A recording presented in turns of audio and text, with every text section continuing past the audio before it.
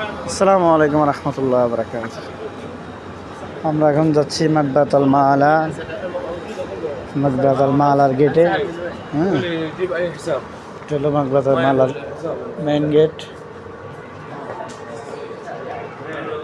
এখানেই পবিত্র মসজিদুল হারাম, ওখানে আপনার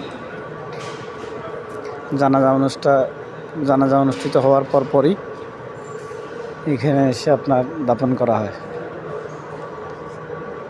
এটা হলো আপনার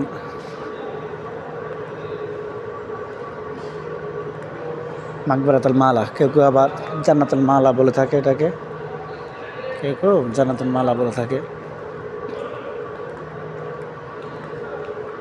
এখানে হাজিদের জন্য বসার ব্যবস্থা, পানির ব্যবস্থা, পাশাপাশি যারা জিয়ারা করে ক্লান্ত তাদের জন্য পানি এবং বসা এবং ব্যবস্থা করে রেখেছেন।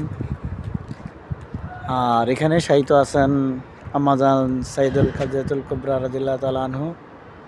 উনি ওই পাশটায়, সামনে একটা দেওয়াল দেখা যাচ্ছে, দেওয়াল আমি আপনাদেরকে দেখাচ্ছি। এই যে দেওয়ালটা দেখা যাচ্ছে, ওই দেওয়ালটার ওই পাশটাই আমাদের সাইদুল খাদিজাতুল কুবরা রাদিয়াল্লাহু তাআলা আনহু, উনি ওখানে শায়িত আছেন, আমাদের রাসূল সাল্লাল্লাহু আলাইহি সাল্লামের প্রথম স্ত্রী। আর বাকিটা এটা হলো জান্নাতুল মাআলা। ওই দিকটাও কবর, এদিকটাও কবর।